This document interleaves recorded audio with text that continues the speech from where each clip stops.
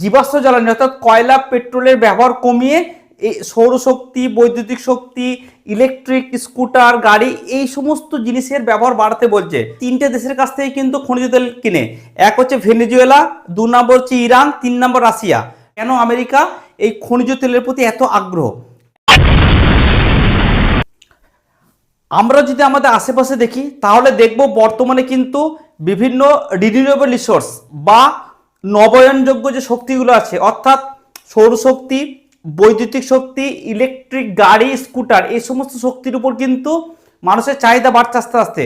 আমরা দেখুন চারিদিকে আস্তে আস্তে এরকম প্রচলন করা হচ্ছে যে জীবাশ্ম জ্বালানি অর্থাৎ কয়লা পেট্রোলের ব্যবহার কমিয়ে এই সৌরশক্তি, বৈদ্যুতিক শক্তি, ইলেকট্রিক স্কুটার, গাড়ি এই সমস্ত জিনিসের ব্যবহার বাড়াতে বলছে। তার কারণ কি, এই সমস্ত শক্তি ব্যবহার করলে কিন্তু দূষণ কম হয় এবং ভবিষ্যতে কিন্তু আমাদের ক্ষতির সম্ভাবনা কম থাকে। আমরা তো এটা বুঝতে পারছি যে যত দিন যাচ্ছে জীবাশ্ম জ্বালানি অর্থাৎ কয়লা পেট্রোলের ব্যবহার কমানো হচ্ছে এবং যেগুলো অপ্রচলিত শক্তি তার ব্যবহার বাড়ানো হচ্ছে। কিন্তু তারপরও আমরা বিশ্বে কি দেখতে পাচ্ছি, বিশ্বের সব থেকে শক্তিশালী দেশ আমেরিকা কিন্তু মধ্যপ্রাচ্য এবং পৃথিবীর যে সমস্ত দেশে খনিজ তেল আছে তার উপর কিন্তু ওই তেলকে নেওয়ার জন্য কিন্তু বিভিন্ন রকমভাবে কৌশল করছে।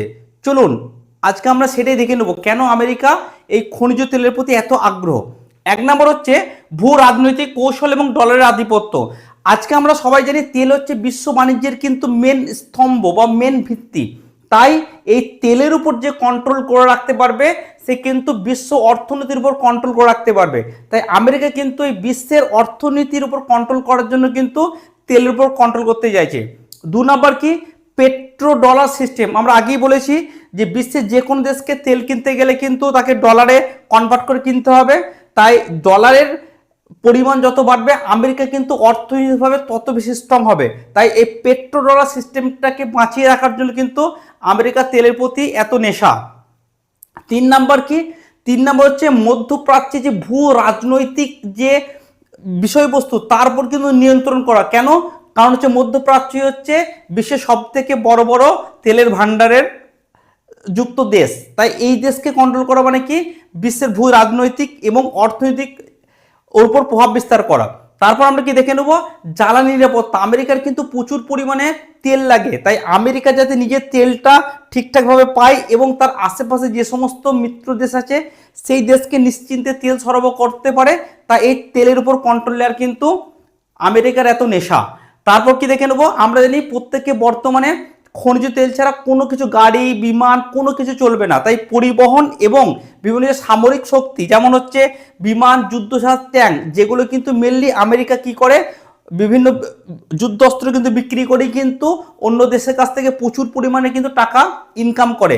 তাই এই সমস্ত পরিবহন এবং সামরিক শক্তিকে বজায় রাখার জন্য কিন্তু আমেরিকা গোটা বিশ্বের তেলের উপর কিন্তু কন্ট্রোল নিতে চাইছে। তারপর আমরা কি দেখে নেব যে বিভিন্ন শিল্প এবং পেট্রোকেমিক্যাল যে সমস্ত উৎপাদন হয় সেগুলো কিন্তু অনেকটা খনিজ তেলের উপর ডিপেন্ডেবল আছে। ওকে, তারপর আমরা কি দেখে নেব যে বর্তমানে আমেরিকা কিন্তু দুটো দেশই কিন্তু পরাস্ত করতে পারে, একটা হচ্ছে চীন এবং রাশিয়া। আর চীন মূলত তিনটে দেশের কাছ থেকে কিন্তু খনিজ তেল কিনে, এক হচ্ছে ভেনেজুয়েলা, 2 নম্বর হচ্ছে ইরান, 3 নম্বর রাশিয়া। ওকে, এরপর আমেরিকা চাইছে এই চীনের যদি খনিজ তেল সরবরাহটা বন্ধ করি তাহলে তাদের ডেভেলপমেন্ট বন্ধ হয়ে যাবে, তাহলে আমেরিকায় কিন্তু পরবর্তীকালে অনেক দিন ধরে কিন্তু একক সাম্রাজ্যবাদ করে রাখতে পারবে। তার জন্য প্রথমে কি করলো, ভেনেজুয়েলাকে কিন্তু তেলের খনিগুলো দখল করে নিল, বর্তমানে কিন্তু তার জন্য ইরানকেও কিন্তু করতে চাইছে। তাই চীন এবং রাশিয়ার অর্থনৈতিক দিক থামিয়ে দেওয়া। তাহলে আমরা এক কথা যদি সামারি করি তাহলে কি হবে, এক হচ্ছে পেট্রো ডলার সিস্টেমকে বজায় রাখা, 2 নম্বর হচ্ছে চীন রাশিয়াকে থামিয়ে দেওয়া, 3 নম্বর মধ্যপ্রাচ্য তথা বিশ্ব ভূ রাজনৈতিক নিয়ন্ত্রণ করা, 4 নম্বর কি বিশ্ব অর্থনীতির উপর নিয়ন্ত্রণ করা, এবং 5 নম্বর হচ্ছে নিজেদের এবং মিত্র দেশগুলোর উপর কিন্তু জ্বালানি নিরাপত্তাকে ঠিক রাখা। এই সমস্ত কারণের জন্য কিন্তু বর্তমানে যতই অপ্রচলিত শক্তি, বিদ্যুৎ শক্তি, ইলেকট্রিক ব্যাটারি, গাড়ি, এই সৌরশক্তি ব্যবহার বাড়াও না কেন, আমেরিকা কিন্তু এখনো সেই খনিজ তেলের জন্য কিন্তু মরিয়া হয়ে রয়েছে। Thank you.